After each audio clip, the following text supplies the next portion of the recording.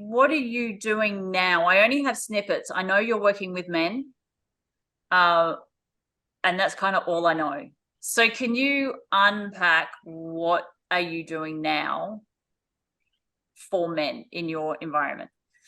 Sure. What I'm doing now started for men. It's Mm-hmm. not exclusively for men anymore. And primarily it started for men because I'm a man and I experience the same things that a lot of the men that I was coaching and mentoring were experiencing. So it felt more comfortable for me. It was easy. It was my story. And so it made more sense for me to coach men. But over time, in a past life, I also would have been considered, somebody of high performance in a high pressure field, potentially slightly high profile, I suppose. And what I started to merge towards was more high pressure individuals or high performance individuals. So it's still probably predominantly men, 70-75%, but it's more so the traits of the individual that I would coach or mentor now, and that is somebody that's in a high performance or a high pressure field, but it's also high performance parents. Like it isn't just what we automatically think of as high performance sports and business people. I work with a lot of people from the military, ex-military, police force or emergency services, and typically a lot of ex-military or ex-emergency services. And ultimately, a lot of what I do with people is help them understand identity, I suppose. Most of the people that I work with feel like they're struggling in some way. Sometimes they understand what that struggle is. Sometimes they don't understand. They just know they feel off, or they're not performing at the level they want to. They don't feel like they want to feel, or as was the case in my circumstance, had everything that I wanted to have in my life and achieved a lot of success, but still lacked that level of fulfillment. And so typically people will come with an issue of sorts. They'll often understand that issue because of the behavior they're engaging with: drinking too much, taking drugs, gambling, infidelity, buying shiny things, risky investments, laziness. Like, it doesn't really matter what the thing is, but they're doing something that they're not really happy with, and they're failing to be able to change it. In the real pointy end, at the performance end, it could be a performance issue in their work. So, work is being let down, or they're not performing the way that they need to. And then we work on the person. Most people's issue, in fact, everybody's issue, is usually comes down to something to do with identity and noise inside their mind. Rarely high performers' problem is it's rarely their problem that the activity is the problem, that they're not good at their activity. It's usually some other noise that's in their head that is taking them away from what they do best. And we just help them clear that noise and hopefully get back on the path that they want to get on, and then go even further down the track. So probably a long-winded answer for, I help high performers overcome obstacles in their personal and professional lives, which is pretty much it. Can you be more specific about, so I understand the noise in the head, the voices in your head, but can you be more specific about what the voices are saying? Yeah, look, I don't know that it's always voices. I mean, certainly in my case, it's not necessarily wasn't voices. So I had a 10-year battle with depression and a gambling addiction, where I would use what I would use to escape, and what I would describe as to turn the noise off. And ultimately, what I find is the longer people go with noise in their head, it might start with voices. Why you're doing this? Somebody's going to think this of you. If you do this wrong, people are going to judge you. Nobody cares about me. All of those types of negative thoughts. The longer those thoughts remain inside your mind, they actually gather, almost like a snowball coming down the hill. They'll pick up the other negative thoughts, the other negative voices, and over a long enough period of time, it's no longer voices, because there's 10, 12, 15, 20 different things being said, that it's just noise. It literally just becomes white noise, and you can't shut it off. You are unable to function in some areas of your life. A lot of a lot of people are able to still function in one area of their life very well, and all the other areas of their life start crumbling. They'll put their focus into work, or they'll focus into, they might put their focus into family or exercise or something, but the rest of their life is unraveling. So I think most people are probably unable to early enough identify those voices, but they generally will start with I'm not enough, somebody's going to judge me if I get this wrong, what's going to happen, extrapolate all the way out to the finish. And then over time, it just adds more voices to it, which then ultimately becomes white noise. And most people don't like to spend time in their own head, so they'll find an activity to do that shuts that off. Yeah, which, like you said, is the alcohol, the drugs, the gambling. For some people, it's exercise. For some people, it's running away. Everybody has one. Every single person has one. Yeah. There's no, and some are more destructive than others, and some are more obvious than others. Some are more acceptable than others as well. But everybody has one, and it's necessary. I think everybody should have one. I just think people should be conscious about the things that they have to shut the noise off, and the times in their life where they're actually going to open up to the noise and start looking at what the origins of it are and what to do about it. Which is not that easy, because sometimes the origins, I know for me on my journey, I've been through my own personal living hell over the last 8 years. And sometimes the origin is actually realizing that it's you. If you're the one that is beating yourself up. You're the one that's punishing yourself. Yeah, it's always you. Look, yeah. And what I've said multiple times is the reason that we don't explore it is because nobody wants to be responsible for their own pain. Mm-hmm. Right? They want it to be somebody else's fault. They want it to be something else's fault. And that doesn't excuse or dismiss the fact that things do happen to people that are outside of their control, or traumas do exist. Yeah. But probably something controversially that I do say is that, all mental health is self-made. Yes. There was a time in my 10-year battle of depression right at the start that if I had have acted differently, spoken to somebody, started to work on myself, started to build a conscious identity and a compelling vision of the future, that I wouldn't have spent 10 years spiraling out of control in depression. So everything after moment one was my fault. Yep. Now, I didn't have the skills or the capability or the knowledge or the awareness or the desire to actually do something. Or the resources back then. It's not like there are a whole lot of resources 20 odd years ago like there is now. Yeah, and it's difficult because when you're in it, your mind and your brain wants to protect you from pain, and the pain it wants to protect you from is that you can do something about this because this is your fault. How you feel about this, how you use this. Again, it doesn't dismiss any trauma that actually occurred, but what you do with that is ultimately on you, and therefore, those processes are very important to do as early as possible, because the earlier you do them, you take away the compounding interest of, every day that you don't do something, it does get worse, and then 1% worse over 10 years is horrendous.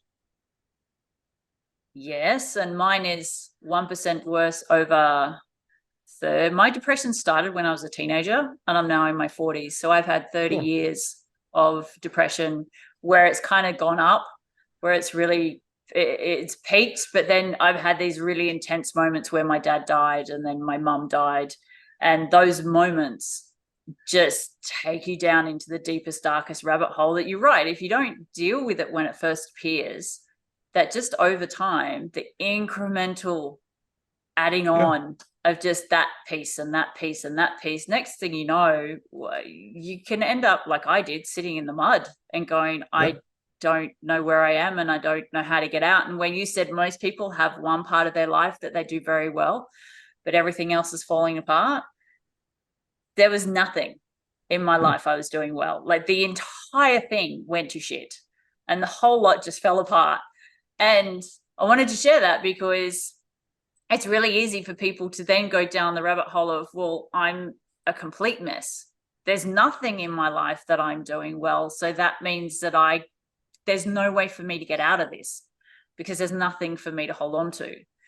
So how do you help people whose entire life has fallen apart? Because I know sometimes when you've got one success, then people can focus on that. They can focus on the achievement in that area and then draw on that to pull them out of these other areas. But what about people whose entire lives have gone to shit? I'm a very big believer in perspective, and I suppose recreating a narrative that hasn't yet been thought of. And there are some people that are in a hole so deep that they can't see the top anymore, or what is the top doesn't look like the top, or looks too far. But what I would say to those people, especially if they pick up the phone and speak to somebody, is get perspective on your wins. And picking up the phone and speaking to somebody is your success, right? If you have zero and you do one thing, then that's the success to focus on, not the top of the mountain. And we all look to the end point and say, well, person X is there and I can't get there, I'm not successful. Some people's success is literally getting off the couch and walking to the mailbox. That's it. That's all it has to be. Because from the mailbox, you can get to the end of the street. From the end of the street, you can get to around the block. And, shifting that perspective, I mean, even if the person didn't make the call, my suggestion would be, you're here, no matter what has happened to you, there are others that aren't here going through those struggles. So that's a success. The mere fact that you've held on to this point and allowed yourself time to find the first step is your success. So really trying to shift your perspective. It doesn't feel awesome. It's not like you've won the grand final or lotto because I walked to the mailbox, but that's how all success is built. It's just that when you're successful, you forget about the first step that you took. And so shifting that perspective for people is, if you are here, then you're successful. Part one. The next step is where, you need to start looking at, or what's the first step that you need to take. And that's the only step that you need to take. And when you complete that, you're successful at that. And then let's go again. I'm so thankful you shared that, because I hadn't thought of it like that, because most of my upbringing was punishment based. So it didn't matter whether I was doing something good or bad, that punishment was generally the outcome. And when you're raised in an environment where you're constantly punished, you get to a point where getting up in the morning, if you get up in the morning but you don't make your bed, not making the bed is a punishable offense. Sure. You go through life constantly looking for, not intentionally, but it's just this program of, what didn't I do so I can punish, because I should be punished for that? Not sure. What did I do so I can celebrate that? And I hadn't even thought of that. There's still this tiny little part of me that still kind of wants to punish me on a daily basis for going, well, you didn't do this. You didn't brush your hair today, or you didn't wash the dishes today, or you didn't sweep the floor today, or whatever the simple things are. There's always just this little part that wants to keep punishing me. And you've just answered that question, and I'm so thankful, because now it's, oh, hang on a minute. How about, instead of punishing myself for not brushing or sweeping the floor, how about I praise myself for having this conversation with you? Sure. It is a shift in perspective. And it's only fair, in my view, right? If you are going to look at the negative side, it's only fair that you also look for the positive side. And, I think it's important to have those put in perspective, those punishments, though, because, humans are evolutionarily designed for growth and to get better.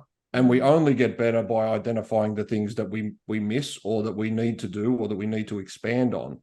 Mm-hmm. So having those is a completely natural, normal frame of reference and thought process.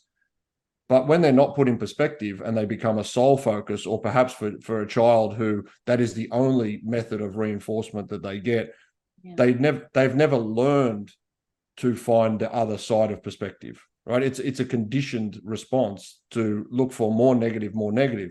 I still look for negative. Like I still look for things that I'm not doing as well as I should.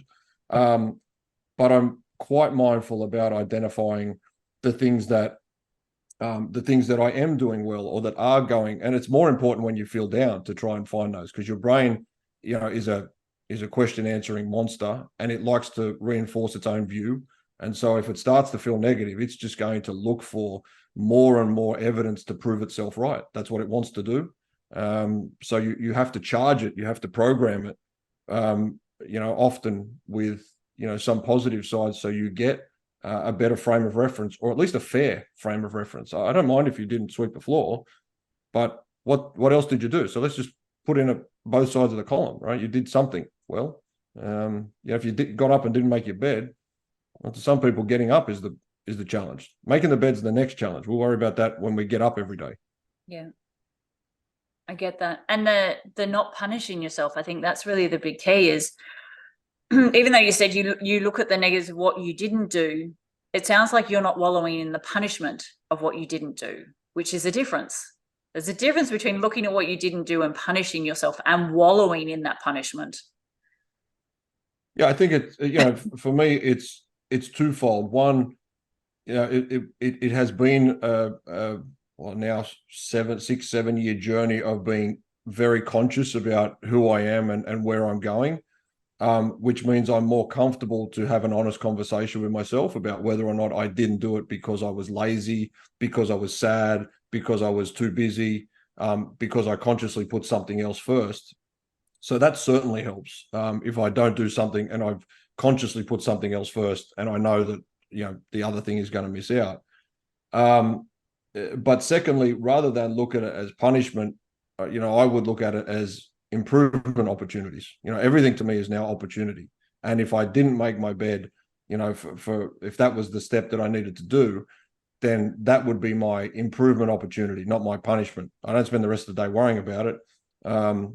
Tomorrow morning I'll make my bed, even if I don't want to.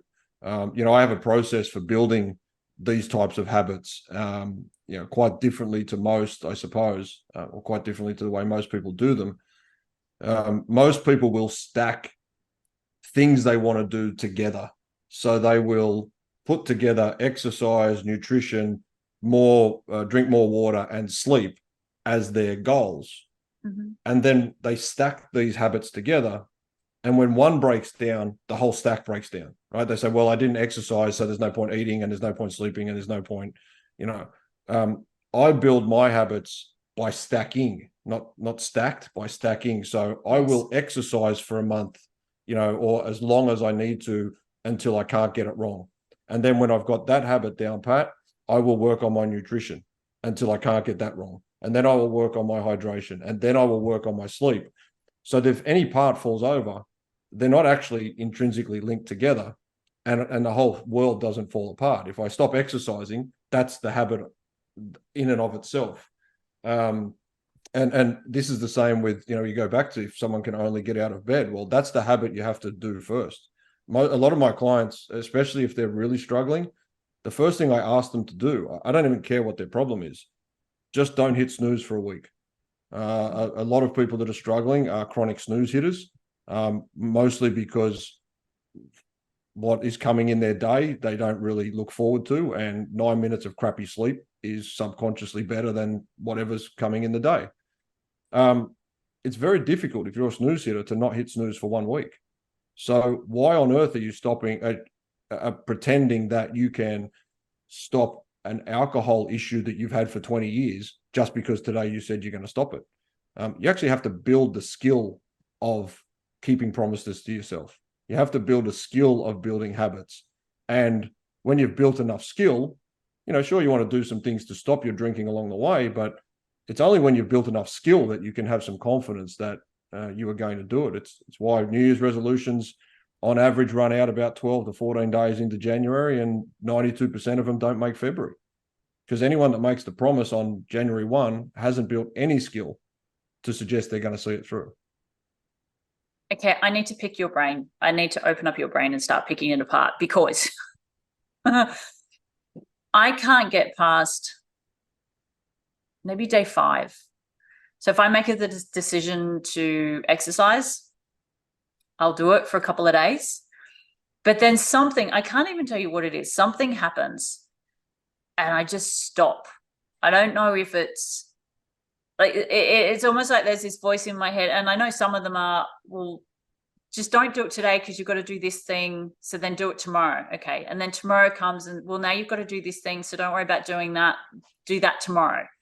And it's like at about day 3, 4, or 5 that, oh, let's just do it tomorrow. Let's just do it tomorrow. Let's just do it tomorrow. That voice is so clear. And I'm so clear that I do not have the skill to consistently take action and to keep myself going, whether it is exercise or food or, I don't know, having a shower every day or making my bed every day. Like they seem like very simple things, and exercise seems like such a simple thing because so many people do it. But for someone that wasn't raised with the skill of taking consistent action and wasn't raised with the skill of sticking to a habit, because I can see that my upbringing was, you don't want to do that, well, don't do it. I'm not going to make you do what you don't want to do, just stop doing it. So there's all these consistent patterns of stopping doing things. How does someone who does not have skill to change a bad habit change a bad habit? Let's go with exercise. How do I get past that day 4 or day 5? Well, there's probably a few things to unpack in there, and I'm happy I'll go through them. And one of the things when I started my journey, I'm a action taker, I suppose. I'm a practical thinker. And one of the things that I said to myself was, if I can understand it, I can fix it. And so rather than just do the things that everyone tells me to do, I want to understand what's going on in my mind, or what's going on in my body or my life. And if I can understand it, then I can fix it, because I know which piece is busted, or at least how the story goes, and I can recognize it and take some action. So for the specific story that you're describing, it's I'm actually writing a little bit about this at the moment, that the brain works quite funnily. There's basically, I'll make it a very basic. The terms that I use are, we have a programmed brain, we have a primal brain, and we have a prime brain. So our programmed brain is basically everything that we kind of do automatically, or feels like it's instinctively. The primal brain is our 500 million year old, lizard emotional brain, that is very valuable to us, but is very powerful. I call this the big dog in the fight. It's been around for longer, and it gets first say at everything because it works 5 times faster than our logical thinking brain or our prime brain. Would other people call that like their divine self, or their universal self, or their God self? Is that kind of what you mean by the prime brain, that internal self that has just been here forever? No, that's probably more a spirit, spiritual type of. This is a literal conscious thought brain. That part of your brain that provides logic, that says, before I put my hand on the stove. So if you put your hand on the stove and it burns and you pull it off, more likely either your programmed or your primal emotional brain. This is hot, get it off. Your prime brain will tell you, if you put your hand on there, it will burn, so don't put your hand on. Okay. All right. So it's a more conscious, logical sort of thinking. It's developed later, anywhere from 200,000 years to 200 million. So it's a lot newer than this primal brain, this emotional instinct. The primal brain, the emotional instinct, and the logical brain, they're what programs the program, right? So the more times you act emotionally, the more times your brain goes, oh, when someone cuts me off in traffic, I get angry and yell at them. In the end, it doesn't need to ask questions anymore. It's like, this scenario, this is what I do. This scenario, this is what I do. And most people program their brain with emotions. Okay, so that's why we get angry more and we don't know why. We get sad. We get, when certain things happen, sometimes we don't even know what they are. We just get angry. And, that's a whole other area, I suppose, of neuroscience. There's no place in the brain that recognizes somebody pulling in on you in traffic, but there are similar electrical impulses that will line that up with the time that your partner did something that you got angry at. So it just mimics the same thing. Anyway, let's get back to the exercise. Your brain and your body is built for efficiency. So it doesn't want to change, right? It wants to take as less energy as possible. So it creates a program that you've been on for as long as possible. And so when you change the program, you want to start exercising, you get a day or two in because you're highly motivated. And after, depending on the person and depending on the activity, after 3 days, 5 days, sometimes a week, 2 weeks, a month, the brain goes, hang on a minute, she's serious about this. Are we going to have to do this forever? This is going to take change. This is hard. We don't want to do it. And so your emotional brain is going, you've scheduled your workout at 6 a.m. Your emotional brain goes, I don't want to do this because it's hard and it's going to require change. And then it says, hey, logical brain, can you come up with a reason why I'm not going to do it? And your logical brain will go, yeah. Well, if we get an extra hour's sleep, we'll have more energy, and we've got that hour at lunchtime, so we'll do it at lunchtime. Yes. Right? And then it gets to lunchtime, and you're doing a little bit of work, and your emotional brain doesn't want to train because it's hard. And it says, hey, logical brain, can you come up with something here? And it says, well, if we train at 5 after work, that way we can get all our work done and we'll be able to train and we'll still be able to reach our goal because today we trained and that's all we wanted to do. Except after work, you're tired, you don't want to work out because it's hard, and your emotional brain says, logical brain, can you come up with something that is going to get me out of this workout? And it says, yeah, look, it's only one day. If we scrap this and we get an early night's sleep, we'll be able to get up at 5 o'clock tomorrow and go to the and gym do it tomorrow instead. And all of a sudden, tomorrow becomes Monday. Most people get to sort of Thursday, Friday, and if they've taken a day off, they'll say, I'll get back to it Monday. And Monday becomes the first of the month of the next month. That becomes New Year's Eve. That becomes when I turn 30, when I turn 40, when I turn 50. Yeah. And ultimately, you just keep repeating this cycle, programming your brain to say, every time I say I'm going to do something, I just have to wait her out 5 days and then I'm going to stop. I swear my brain goes, I just have to wait a couple of days. She's going to stop. There you go. It's totally fine. She'll stop after like 4 days. If she gets to 5 days, then we'll put on a bit of pressure. But she never gets to 5 days. So it's fine. She'll be done by 4. Yeah, there you go. And ultimately, there's a couple of things to do about this. One is change the skill that you're trying to build. Exercise might be the bridge too far right now.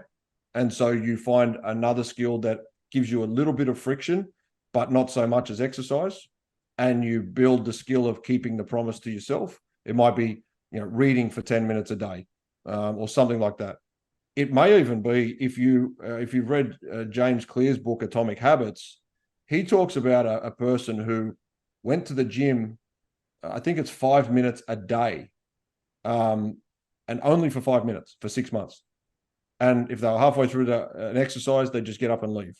Because they needed, before they could become a person who did workouts 5 times a week, they actually had to become a person who went to the gym 5 times a week. Right? They skipped a step in between. And so sometimes if you bring the skill back a little bit, right? So you might be trying to exercise for 30 minutes. Well, if I go for a 10-minute walk every day, right, that I'll build that skill first, and then I'll build on that. The other thing I suggest to a lot of people, every time I ask somebody how they're going to start their workout, they tell me they're going to do 5 days a week. I'm like, don't do 5 days a week. You're not going to do 5 days a week. Something's going to happen to get in the way. Set yourself the task to do 2 days a week. And if you do 3, fantastic. But if you set yourself a task to do 4 and you only do 3, you'll start to find negativity about yourself. Oh, I didn't do what I said I was going to do. Some people just have to be realistic about who they are right now, where they want to get to, and really setting up the steps to achieve that. Bringing the thing back to what is the first thing I need to do. Someone I heard once said, if you want to help sick kids in Africa, the first thing you have to do is buy a ticket to Africa. Yeah. And if you want to exercise 5 days a week, the first thing you have to do is exercise 1 day a week. And then over 6 months, if you added 1 day every month, in 6 months' time, you're working out 5 days a week. That's it. I love this conversation. It just put so many things into a far better perspective, where I was trying to do 5 days a week. So I'd get to day 4 and I'd collapse. And so now I'm going, okay, so if I know I get to day 4 and I collapse, why don't I try for just 1 day a week? Yeah. And if you do because then 3 there's or 4 or nothing that gets 5, then it's a triggered. Yes, right? Because then nothing's getting triggered. If I'm just going for 1 day or 2 days a week and I'm going, no, just do 1 day a week, because then you know nothing is going to start getting activated because you're not achieving too much for the rubber band to flick you back. correct. And then I would put that into the perspective of anyone that's smoking or drinking or taking drugs or gambling or any of those sorts of things. I'm assuming it works with, because I put this down to an addiction. My addiction is to not exercise as opposed to exercise. True. Correct. Yeah. So then you would put it down to any addiction of, well, don't try to stop drinking. Just next time you go out, make the choice to have one less drink. Yep. Than what you. Yeah. So I'm getting accosted by cats. As long as they're yours, it's okay. That, yeah, just try and have one less drink. If you know you'd normally go out and have 10 drinks, we'll just have 9. Yeah, and make look, that your conscious choice. There are some people whose health or life is at such an extreme risk that they need to find a way to stop immediately, right? Yes. But obviously we're not talking about them. Sure, but when they stop immediately, what most people don't do, and this is true of depression, this is true of obesity, this is true of a lot of things. Yeah. People might take medication. They might, if it's obesity, they might get the gastric sleeve surgery. My view of these things are that they are merely space creators for you to develop your own skills so that you no longer need the space creator.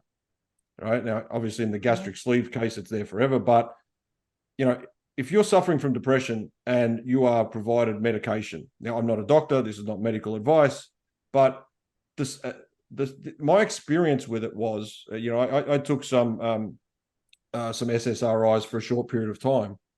But in that period of time, I worked so hard on myself, building my own routines, building my own conscious identity, my own compelling vision, that very quickly, I no longer needed the medication anymore. I built my own skills back up to where they needed to be. I do say I talk in absolutes.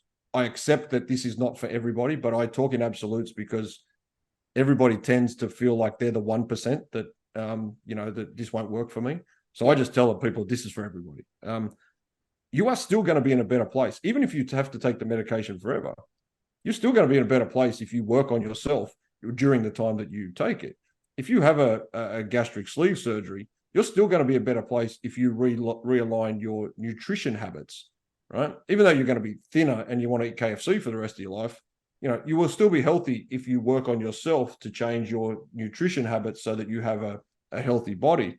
So I do want to say that there are some people that genuinely need to stop what they're doing immediately, at least for a short period of time, so that they can put some practices in place, to support that.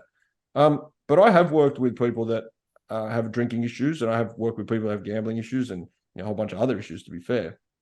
And I have said to a number of them, I don't care if you drink, if they're an alcoholic. You're an adult, you can choose to drink, knock yourself out, right? But what I will ask you to do is not hit snooze for a week. And so it often changes people's frame of reference, because if they're trying to stop drinking and every day they have a drink, they feel like they're failing. If you can shift that perspective and they can get through a week of not hitting snooze, all of a sudden they have a win on the board. And there's a concept in research called a healthy user bias that says once you start doing one healthy thing, you will more than likely do 2 healthy things, 3 healthy things, 4 healthy things. You will stack them together the same way you will stack bad habits together. Yeah. And so if people can start to shift their focus towards more positive activities or towards some wins, almost by osmosis, the negative behaviors that they're engaging in tend to go away without actively trying to stop them. I put together a journal based on my own way of getting through the process. And, I don't know if people can see, this is day 1 basically, but this is what it looks like for the week. There's only one thing to do. You decide what that one thing is. And as I said, for a lot of my clients, it's don't hit snooze for a week, but you decide one thing to do and just tick it off.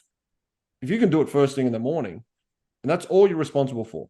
I don't care if you drink. I don't care if you don't exercise. I don't care if you gamble. But you start notching that win up every day. And then next week you add a second win to it. And then you add a third win. Pretty soon you're going to start going, I don't even know why I'm going to drink. I don't want to drink today because I'm on this path to get myself where I'm going. You know, there's parts of our brain that are set up for this. You know, the reticular activating system in our brain is designed to focus on the things that we tell it are more important. And if all we're telling it is more important is to stop drinking, every time we drink, we're just going to focus on we're a failure, we're negative. What else can I pile on here? What else did I do wrong today? You know, what else is wrong with my life? But if you can start to program it that says, I'm winning, I've got some wins on the board. Oh, what else can I win at today? What else can I do good for myself? I've exercised today. Maybe I should eat better because I'll support my exercise. Oh, I'm going to go to bed early because I want to get up and train tomorrow. And all of a sudden you've got this, you know, this momentum building, exactly the same way as negativity is built. The only drama with positivity is it has to be built consciously from that logical part of the brain, not subconsciously from that emotional part of the brain.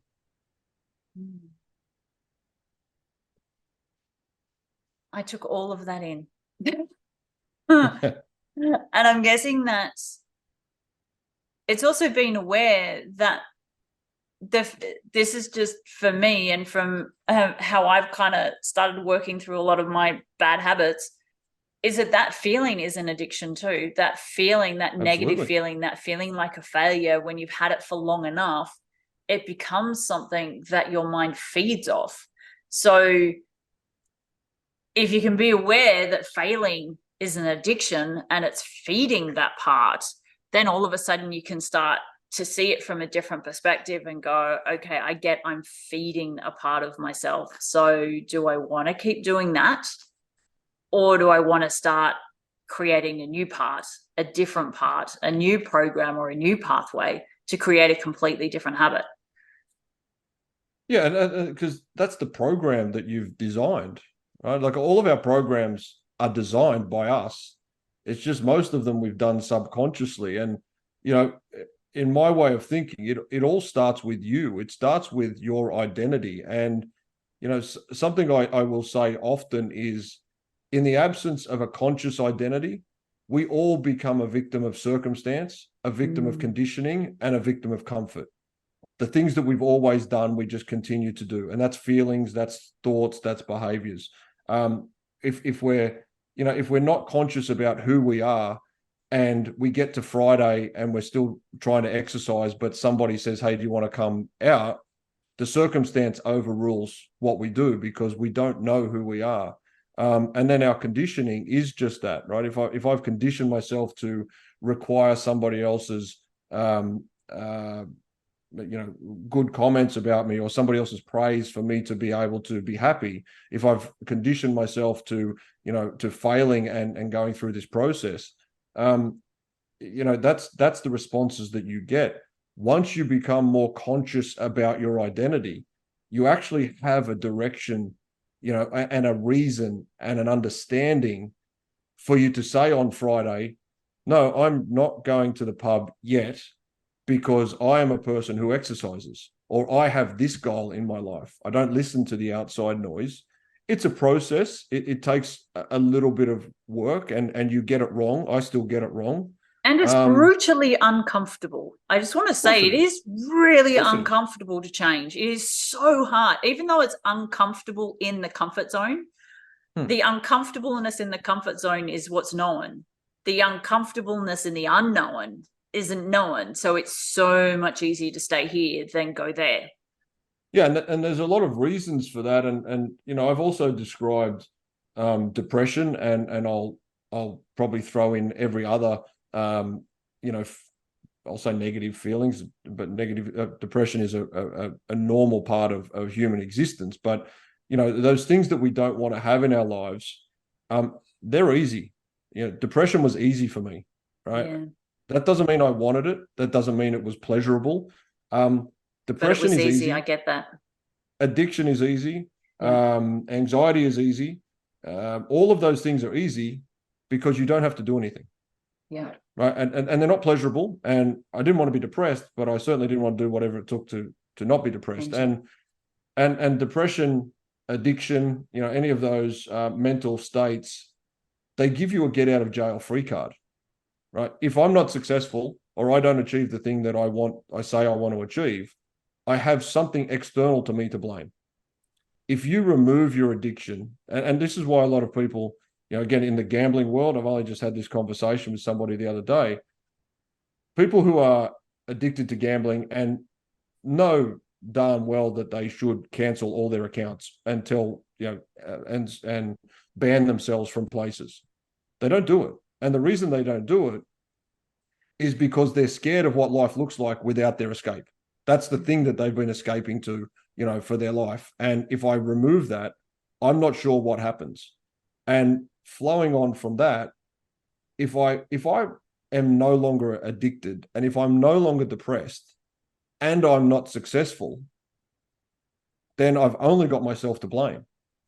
And again, nobody wants to be responsible for their own pain. And so they will sometimes, and for longer than necessary, keep excuses in their lives, keep their depression, keep their addiction, keep their anxiety for longer than they should, because it is their get out of jail free card. Again, I talk in absolutes. I'm sure there's a small minority of people where this is not the case. But for the vast majority of people, even if you will have depression for the rest of your life, working on yourself is still going to put you in a better place than not. It's irrelevant whether you no longer have depression, no longer have the addiction. If you work on yourself, you will still be in a better place, regardless of what your affliction happens to be. The other thing I wanted to add to what you just said that I kind of realized a while ago was that the external world is almost set up to validate mental health. And as much as I love all the systems, especially in Australia, where you have mental health care that is free for a lot of people for a certain number of times, you have all these different support systems. When I was going through a lot of this, and then I look at my mum, who was an alcoholic, there was so much in the world that validated her alcoholism. There was so much that I would talk to people about it. I told my dad about it when I was a teenager, and he looked at me and said, well, what do you expect? You are a terrible child. Of course she's going to drink. And when I told my grandma, she looked at me and she said, you're lying. Your mum doesn't have a drinking problem. And it wasn't until I actually moved out in my 20s that the family found out she had an issue. But it was completely validated and enabled because everybody looked at the person that was saying this is a problem and said, well, no, you're the problem.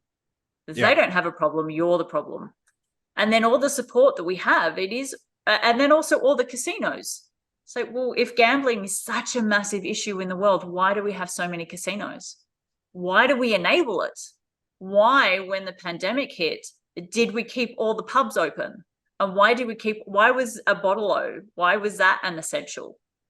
How did that become an essential? And so it's really, when I took a big step back and I kind of looked at the world, I went, damn, we're really fighting a battle here because the external world is designed to keep us in places of our addictions, not support us in moving away from our addictions. Do you kind of sit in that same mindset, or do you see it a little bit differently? I think I'm a little from column A and a little from column B. I don't denounce, whilst I do think that the world may be better if there was no casinos. The world may be better if we were limiting alcohol or maybe not having it or some of those other things. I'm also not entirely sure what the world looks like without them.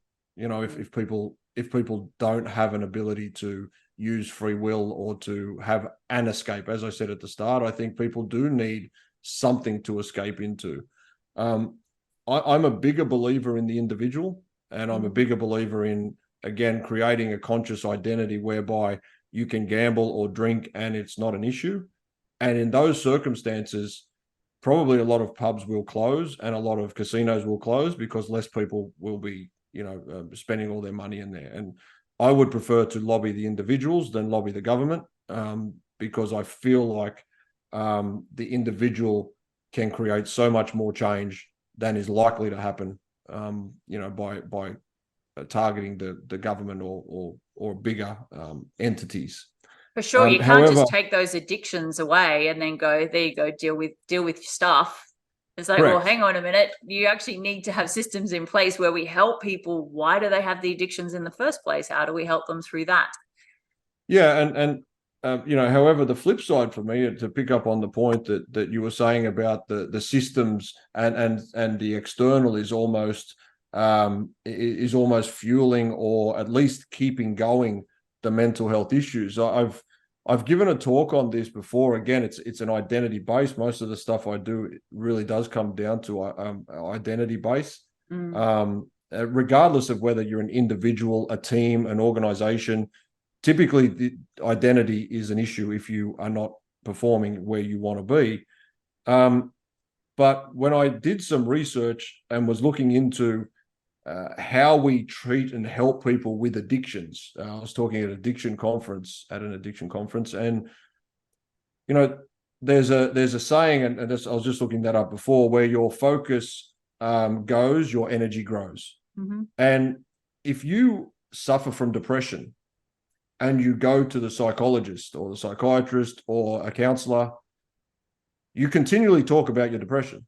They keep asking you about it. They keep working on your depression. You keep, analyzing it and looking through it. If you go to gambling help or Alcoholics Anonymous, the conversation is about your identity as an alcoholic or as a gambler. Yes. And the only place that people are focusing on is the problem. And therefore, the problem never goes away, because this is the thing that I'm working on. What I would do with a lot of people is, again, let's create a life outside of that to give you something else to focus on. Because eventually, if you have a compelling enough vision of the future, things that went on in your past, whilst they're educational experiences, they cease to dictate to you what you are going to do, because this thing where I'm going towards is far more compelling than that thing behind me. But we, as a society, continue to focus on singular issues, and therefore people are unable, or it's harder to get through those issues, because, like I was talking about before, our reticular activating system, it keeps getting bombarded with, if you're gambling, you need to go to gambling help. If you're drinking, you need to go to Alcoholics Anonymous. If you're depressed, you need to go to the psychologist. And then when you go to those places, you keep talking about the things that you have, which means you keep focusing on them, and you keep looking for evidence to suggest that that's true. If we can shift that perspective a little, we are better able to take the attention off the thing, grow something better, so that becomes the thing. And you might get sad from time to time, but I wouldn't call it depression anymore. You so eloquently put exactly what I was trying to say when I said the external world enables this. Well, I think you put it succinctly as well. That's exactly how I thought of it when you said it. Yeah, it's I hadn't kind of thought of it to the extent, and I'm so glad you shared that, because I hadn't sort of put all the pieces together. In my world, I look and I go, the external world creates all of this, but I hadn't put it down to, well, hang on a minute. We have Alcoholics Anonymous set up for alcoholics, so let's go and talk about our alcoholism. And we have therapists, let's go and talk about our problems. And that was one of the reasons why I have people say to me, why don't you have a therapist? Why don't you have a counselor? I say, what for? Well, you can talk about what's going on. And I say to them, but I don't want to talk about what's going on. I do not want to rehash my shit, because I'm so acutely aware that if you keep rehashing it and going over it and over it and over it, all you're doing is amplifying it and saying, hey, can you give me more of this? Because this is all I'm talking about. Yeah, that's entirely right. And, that's not to, denounce therapy. I think it is very important for people to get their experiences out of their head, because, whatever's in your head is typically not the full story. And often, whether it's telling it to somebody else, whether it's just talking it out loud, whether it's writing it down, once it comes out of your head, you now get to look at it as a third person. And you know, you've heard people say, well, how would you respond to your best friend if they said these things? You actually get the opportunity to see some of your own experiences through that, you know, through that lens. As I've worked with a lot of people who have spoken to me about their issue, and as the words are coming out of their mouth, they've answered their own question. It's Yes. just because they haven't ever got it out of their head, that, you know, because hearing it with your ears is different to thinking it with your brain. Yes. And there's different processes that go on. You know, so it is important, you know, to do that. I don't believe it's important to keep doing it, because like you said, all you're going to do is keep reinforcing, you know, these thoughts, these patterns, and this is why I'm not where I should be. And, you know, I remember, you know, the two parts of my book are, how did I get here and how did I get out? I use a swear word in the middle there, but, you know, how did I get here and how do I get out were the two questions that I asked when I, you know, got in the most trouble that I went through. Mm-hmm. And hold on a sec, Gary. Sorry. That's okay. Yeah, I remember, you know, when I first got in trouble, I got in a bit of trouble at work because I wasn't able to deal with, you know, the issues that I was going through. And that moment, I really had two thoughts. It was, you know, how did I get here? How the hell did I get here? With more choice words. And how do I get out? And at the moment, at that time, it was very micro. It was like, how do I get out of this situation? How do I get myself out of it? And that was the focus of my attention. How do I get out? It was like, it's irrelevant now how I got here. I need to get out of trouble. That was my first thought. And as I started to explore it a little more, you know, a year later, I realized that those two questions were actually relevant on a more macro space. How on earth did I get here? How does an educated man end up with depression, a $2 million gambling addiction, losing his job, on the brink of, you know, considering suicide, not on the brink of considering suicide? How did I get here? That's important. But in reality, the only thing that really mattered was, how do I get out? What are the steps that I need to take to move forward from here? And I say that because I do feel like for far too often, people will spend an inordinate amount of time trying to figure out the how did I get here part, what went wrong. And it may be important in some cases. However, there's a very good chance that whatever you decide is the reason for how you got here is probably wrong anyway. And so what? It really doesn't matter, whatever your answer is, because the only thing you can do is the next right thing. You can't go back and fix, you know, and a lot of trauma, you know, a lot of depression, a lot of anxiety stems from the fact that the brain is trying to solve a problem of the past. And so it keeps reliving it and it keeps going over it because it has no understanding of time or place. It wants to be able to solve a problem that it couldn't solve. And so it keeps going over it and over it and over it and over it, hoping that in one moment, and that's why sometimes people keep getting themselves in trouble. They're giving themselves more opportunity to get it right this time. I'll get it right this time. I'll get it right this time. I'll figure it out this time.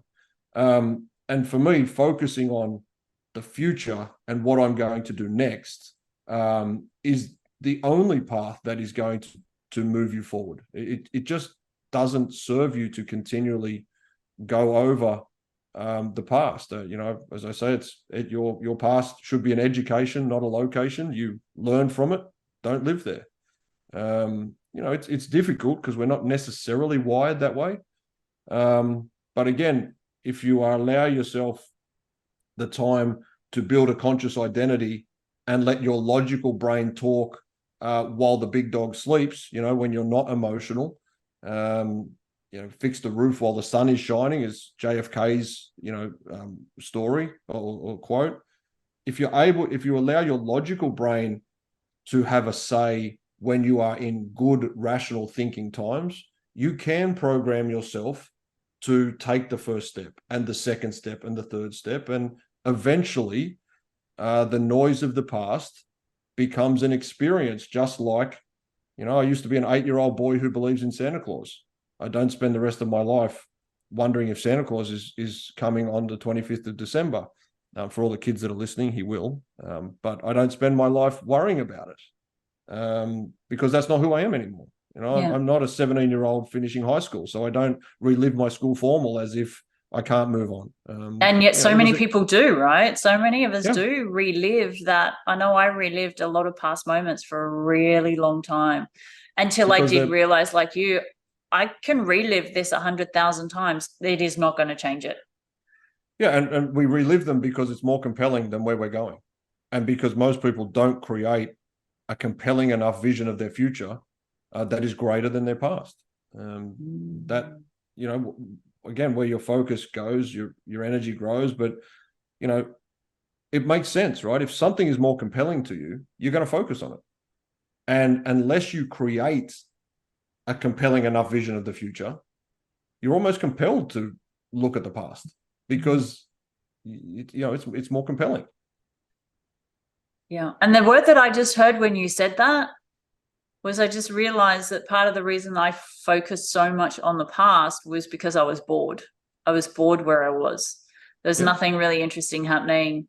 I was just, it's like my brain's like, well, you're not doing anything, so we're going to go here instead. What you're doing is like it's ordinary. There's nothing exciting. There's nothing new. There's nothing compelling. It's such a good word. There's nothing compelling in your environment right now for us to focus on. So we're going to focus on that because you're bored. Yeah, and that's more compelling. And, you know, that's something that everybody faces. Yeah. A lot of people that I would work with, again, ex-military or ex-emergency services, ex-athletes, it tends to turn up at around 35 years of age because this past that I had was so exciting, was so enjoyable, was so full of success that nothing in the future is going to top that. So, you know, they'll keep telling stories about back when or I remember when. You know, if you're starting a lot of sentences with I remember when, Back in the probably day. in a little bit of strife. Back in the day, you know, oh, that was such a good time, you know. Oh, I miss typewriters over computers. God, back in the day when we had typewriters and we had a phone that used to do this. Yeah, you know, the internet didn't exist. We used to play outside all the time. Oh, I can't tell you how many times I say that. Do you remember the day? What did we do before the internet? That's my learn. What did we ever do before the internet and mobile phones? How did we connect with human beings? My first mobile phone spent 3 years in my glove box. I said, I'll never need this. This is crazy. Yeah, me too, actually. Yeah. I will never have a mobile phone. I will only ever use a street map in a book. Yeah. Yeah.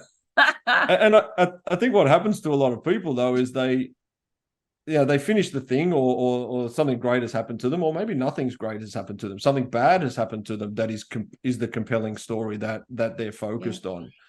And they get to a particular age and they haven't done anything about it yet. And one of the reasons they don't want to do some work on creating a conscious identity or a compelling vision of the future is there is a part of that process that must acknowledge that for however long I haven't been living my true life or my true self or following a dream that I want. And again, nobody wants to be responsible for their own pain. Or admit that they're wrong. That's right. And if I can avoid the question, I don't have to feel the pain of the 10 years that I did nothing with my life. Now, the reality is that 10 years has been beneficial because it got you to a point where you may be better placed to take faster action better or quicker, or you've learned something in that period. But that's why a lot of people don't want to go through it because, you know, what if there's nothing better in the future? What if I've spent 10 years, you know, wasted my life in this job? You know, how many people stay in jobs or relationships that they don't want to be in purely because they don't want to ask themselves the question, you know, where do I want to be? Because the answer might be, you know, in some part, I wasted the last 10 years. I wasted the last 20 years.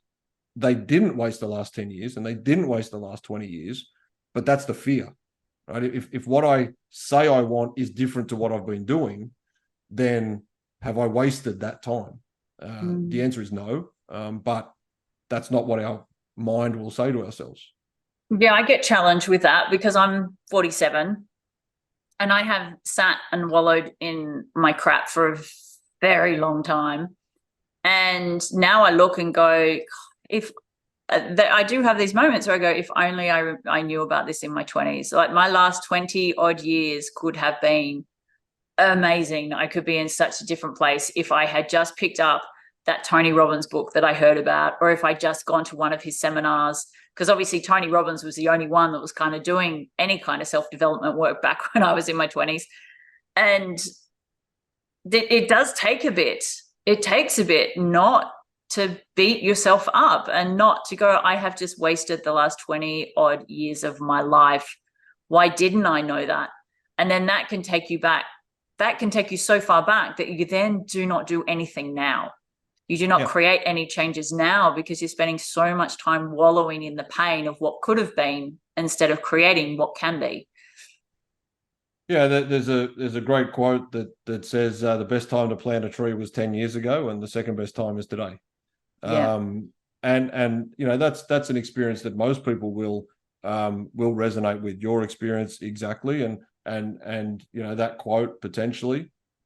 But if you do actually start some Socratic thinking, just keep asking the questions why, or trying to delve deeper into it, what you will find is at every moment you will be able to have had that experience, right? If only I started my nutrition program last week or 20 years ago. If only I started exercising when I was 15. If only I read books when I was there. If only it doesn't matter what you want to do. I will find that thing that if you had have done it differently 20 years ago, you will be in a different place now. The reality is it's irrelevant because, again, the only option you have is what you do now.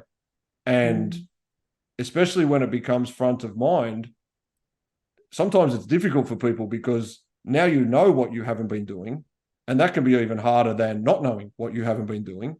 But now, if you don't take action, it's now a conscious choice that you've made to stay where you are because you know that you can take action. And I was only having this conversation yesterday about, that I think a lot of this stuff we should teach in schools or to kids. And I reflected on it a little bit and said, and perhaps this is true of your 20-year-old self, some of the concepts that you now understand and you can put into your daily life, you weren't mature enough to understand when you were 20.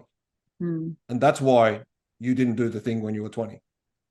You may have needed the 20 years of whatever you have been through to get to a point where you are either mature enough or in enough pain for it to actually mean something for you to take action. Yes. Because if I told you when you were 20 that this is what you should do, you'd be like, yeah, that's all right. I'll do that next week. I'll do it next month. I'll get to that. I'll put it on my list.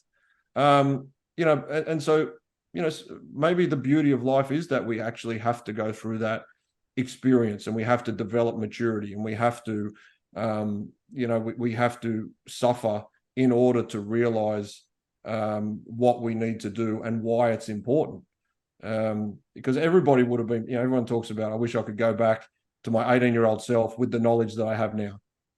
But it would be irrelevant because your 18-year-old self wouldn't be able to handle the knowledge and the experiences that you have now. You've taken that length of time to grow. 18-year-old you, solved 18-year-old you's problems with 18-year-old you's brain. Yeah. Right. You don't have to be 47-year-old you answering today's problems with 18-year-old brain. And that's what a lot of people do, especially if they've had a traumatic experience in their younger life. They're trying to still solve problems with an 8-year-old's brain or an 18-year-old's brain or a 25-year-old's brain. And that's why sometimes getting it out, you get a chance to solve it with a 47-year-old's brain who has had experiences and feelings and thoughts and has lived a life.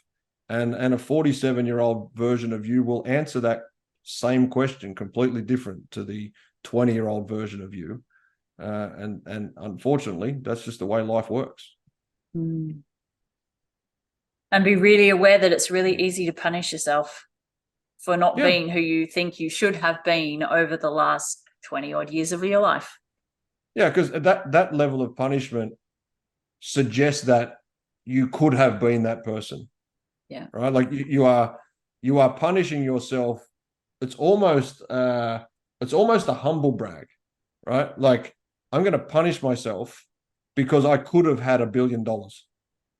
And maybe you could, maybe you couldn't have, but you kind of still, in some way, you are still building yourself up. Like, this is how good I could have been. I'm still fantastic because I could have been that if all these things, went in, so it's sometimes very interesting that it seems like you are knocking yourself, but in a way you're trying to make yourself sound better.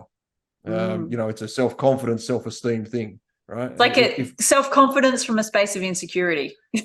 Yeah, and it sounds good to be critical of yourself, but in essence, critical of yourself implies that you believe you're a better person, which is a good feeling, right? So you're trying to give yourself a little bit of self-esteem, in a sense, by giving yourself a smack. It reminds me of my dad's way. My dad's way of saying I love you was he would always say, I'm only telling you this because I love you, but Yeah. insert negative. And that kind of sounds like it's that same thing. It's like, if I use me as an example, I'm loving myself while I am putting myself down at exactly the same time. So maybe that's not really love. I heard this from Dr. Phil. I presume maybe other people have said it, but I heard this on Dr. Phil's show. He said, when somebody uses, I think it was Dr. Phil anyway, when somebody uses the word but means forget everything I just said. I'm about to tell you the real thing. Right. Yes. So, I think you look so great, but I think you're fantastic. But it's like, yeah, forget the first bit I said. This is the real thing I want to say to you. And that's always stuck with me. I try not to say but to people for that reason. But there you go. But it does happen, and I think that's because people. And this is, I'll use that scenario that you said, but it's not to talk to that because I don't know the scenario. But in your dad's case, that might have been what he believed. Yeah.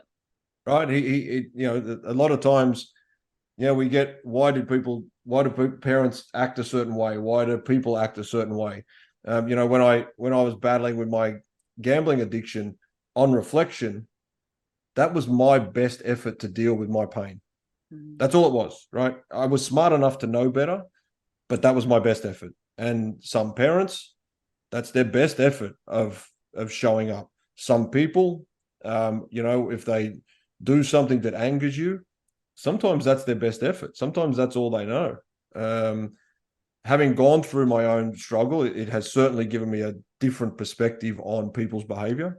Not everybody knows better, and not everybody has the ability in the moment to be better, especially if they haven't learnt the skills to be conscious about who they are or their activities or what they're doing. And I find that sad. I find it sad for them. I find it sad for my experience as well. But, the 10 years that I was going through that, and the people around me, because I'm sure everybody else could see it, but and everybody else knew what to do, but I didn't. And some part of that is subconscious, some part of it is conscious, but sometimes people's best effort is just their best effort. It's not often, it might not be the best option, but it's often the best effort that they have.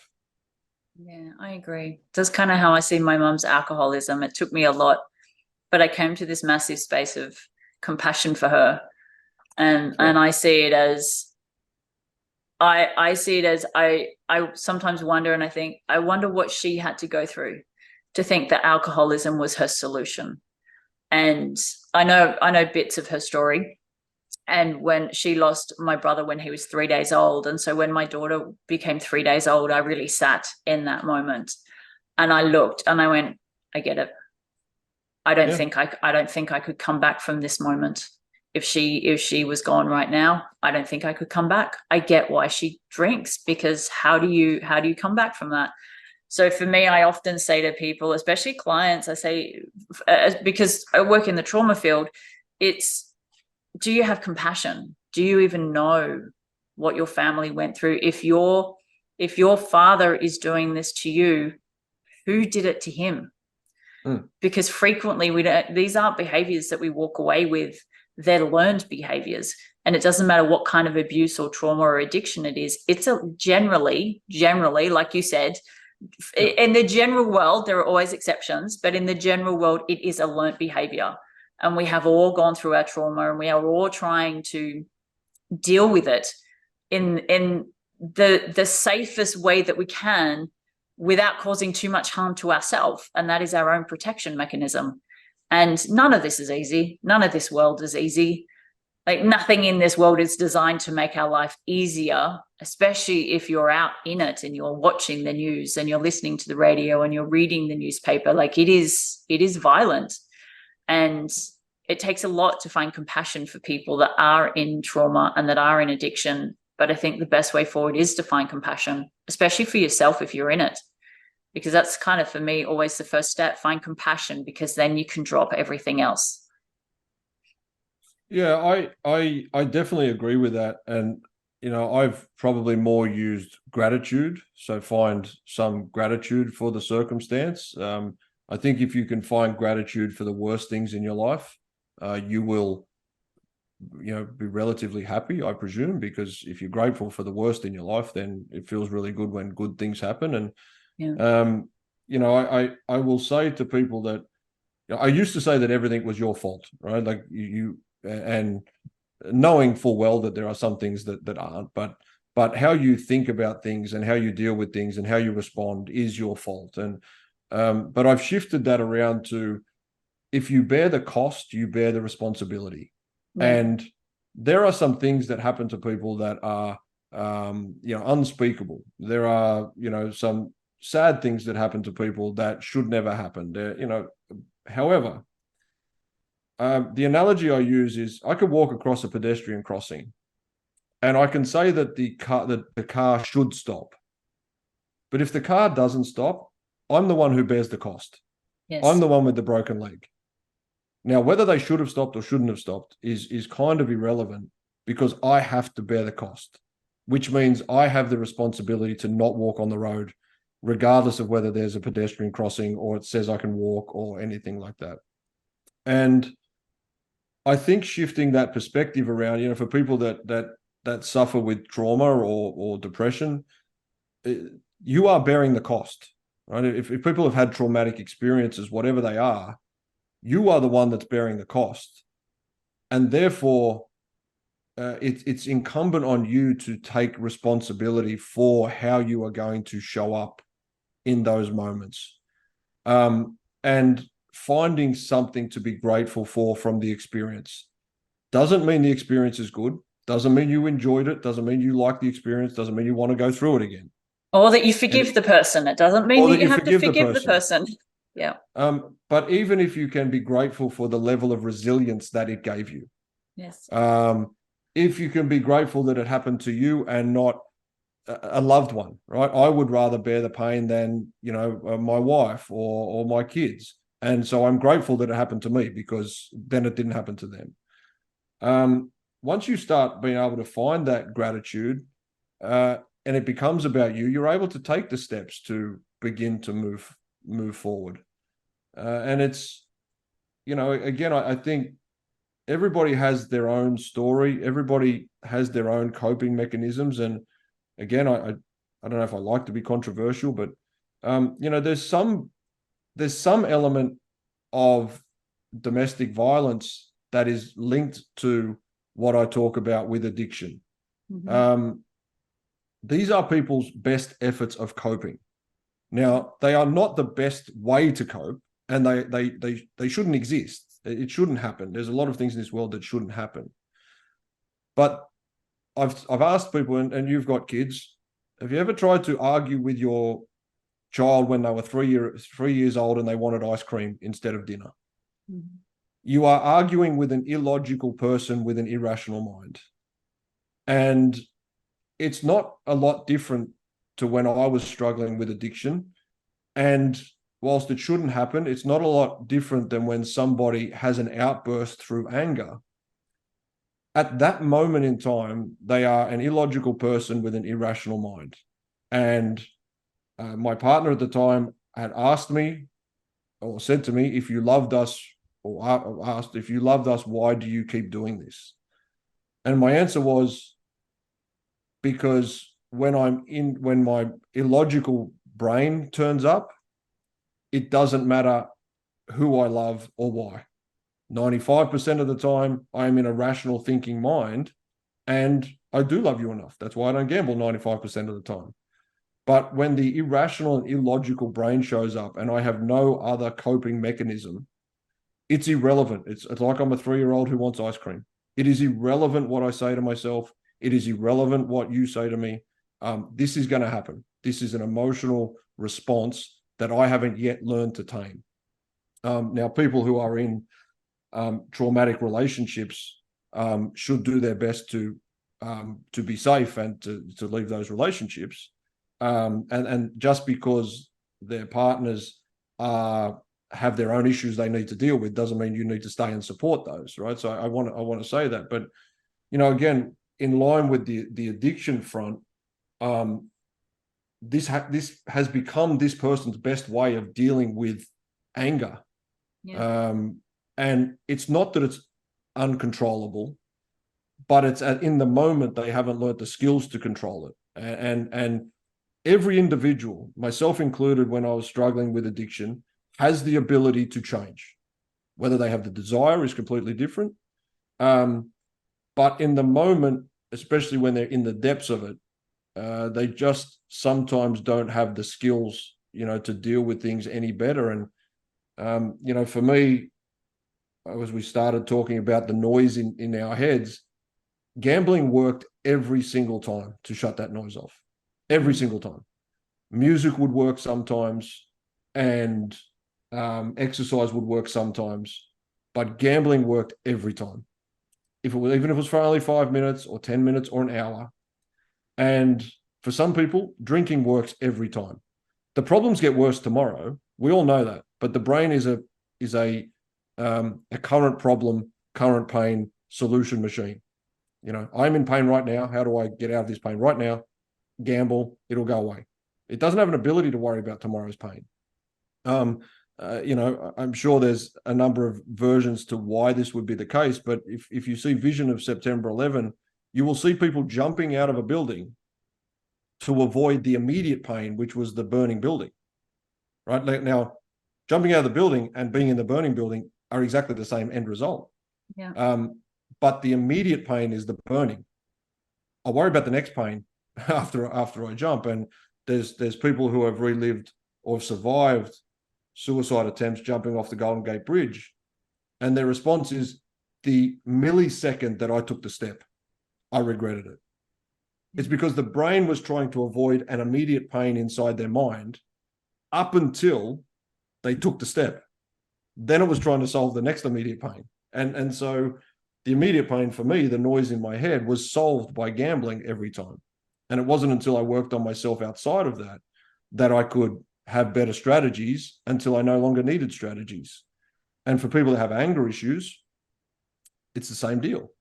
The only way they've learned to cope with their anger all the time is to lash out, maybe yell at somebody, and then after that, they feel remorse and they don't feel angry anymore.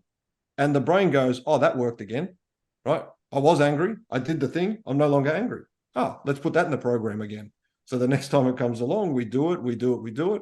And again, the work needs to be done when you're in a rational thinking mind, not the irrational thinking mind. Mm, yeah. And it doesn't mean that the actions you are taking are explainable or are allowable or anything like that. I was still doing wrong things, even though I was struggling to deal with the things that I was doing. It's not an excuse under any circumstances. But again, back to that starting point, if I can understand it, then I can fix it. I now know where to work. I'm not trying to fix the problem in the mirror. I'm actually trying to fix the root cause of the problem, because I can understand what is happening inside the mind. I'm taking a really deep breath because that was a lot of wisdom that just came up, and my brain is it's following along and it's following along, it's following along, while it's also putting it onto, well, how do I deal with that? How do I deal with that? How do I deal with that? And so I'm hoping that anyone that's listening is kind of, I think I'm going to have to listen to this again to really extract all the wisdom out of that, because I wrote down something while you were talking, which I hadn't even thought about, which is the addiction is what shuts up the noise. And I hadn't seen it from that perspective.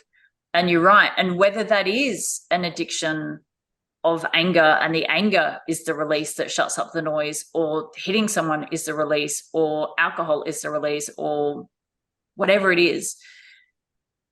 And what I can take away from that is to go, okay, what am I doing to shut up the noise?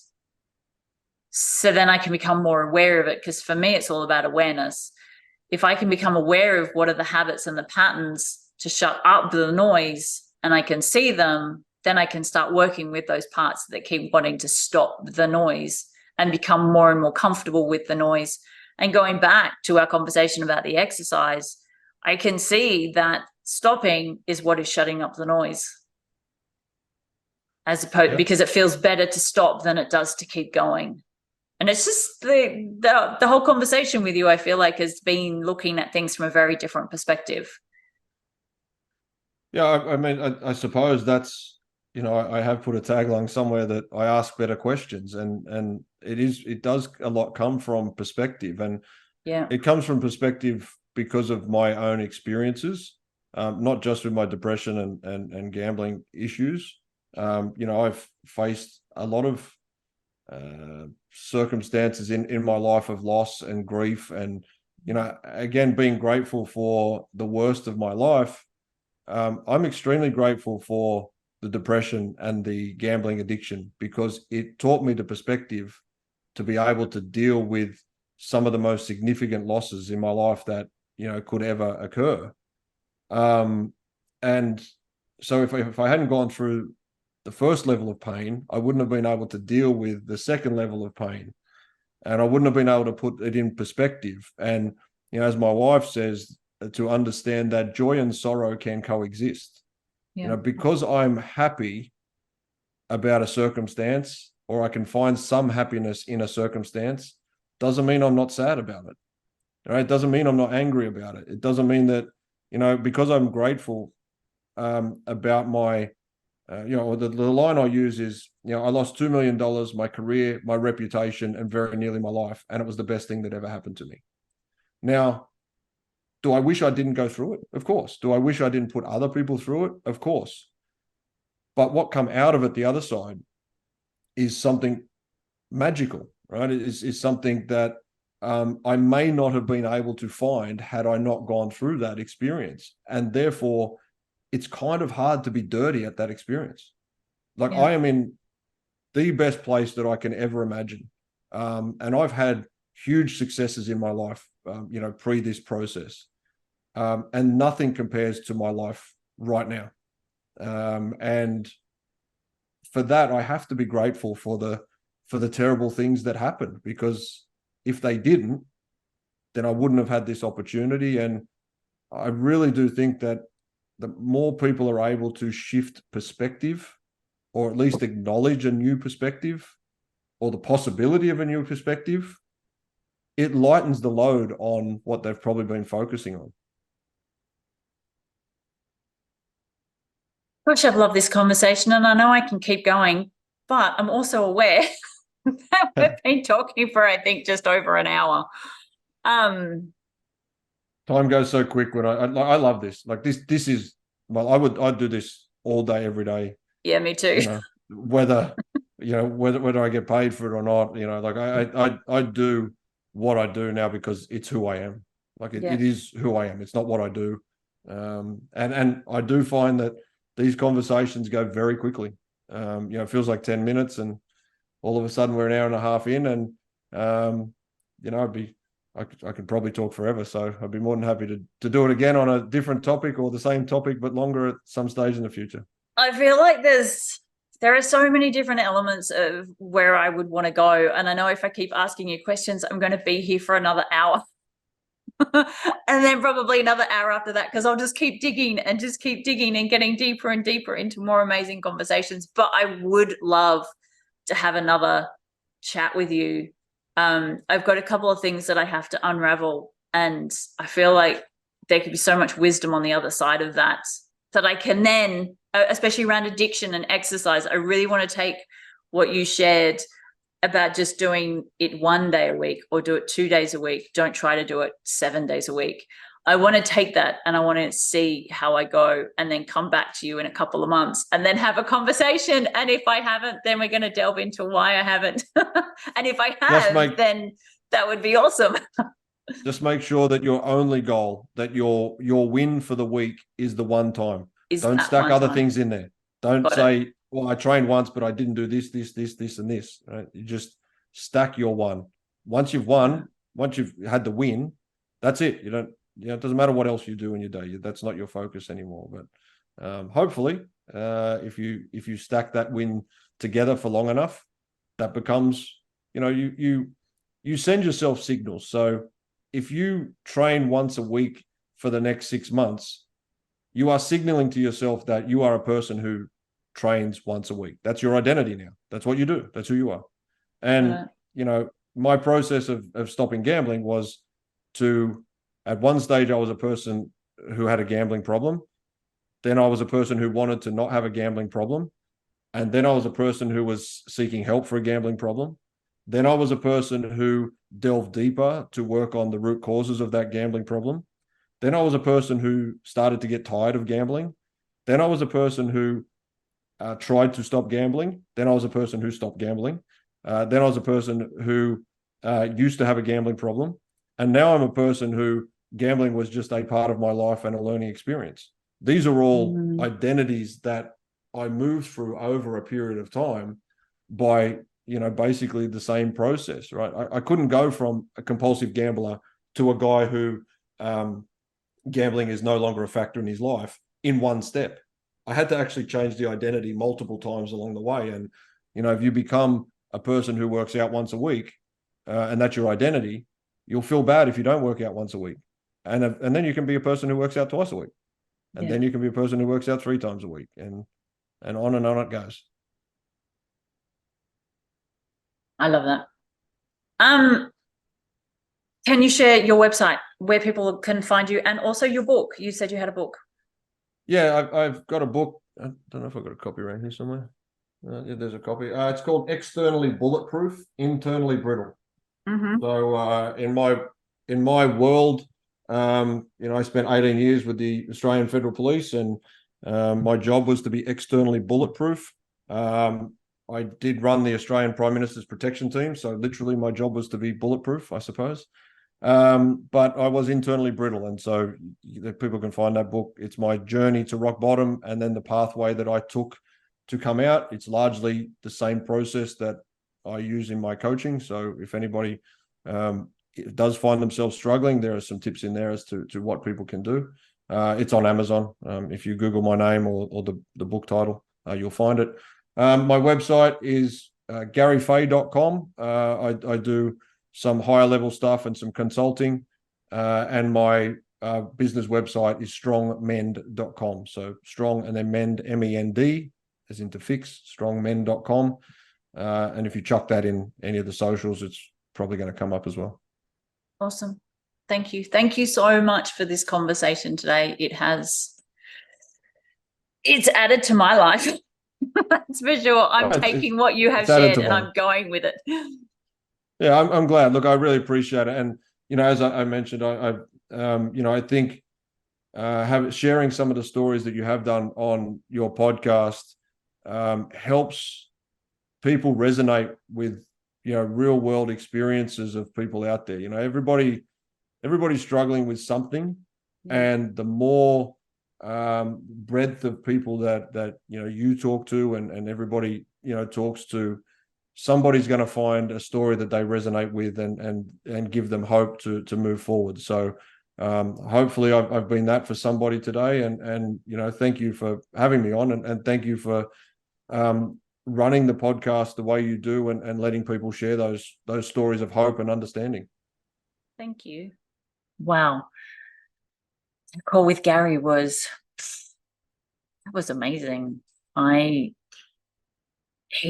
He took some limitations that I had and he shifted them. And this happens on so many of these episodes where I'm having conversations with people and I have these limitations and they expand them. But that's also the point of this podcast. That's the point of this show.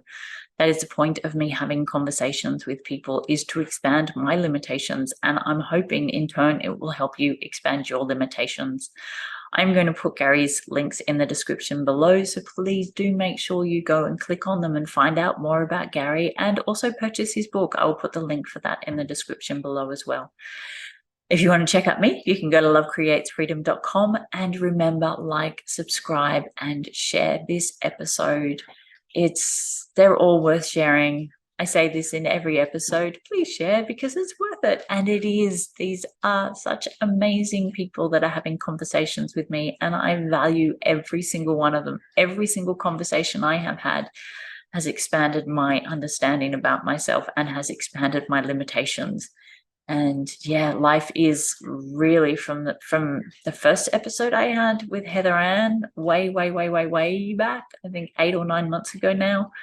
My awareness and my limitations have been expanded over every single conversation. So if you haven't seen any of the others and this is the first one you're seeing, please come to the channel and go and have a look at some of those other conversations. These are happening every week. I'm having another conversation with another beautiful human being who is sharing their wisdom with me. So please like, subscribe, and share. And remember, you are truly and greatly appreciated. Mwah.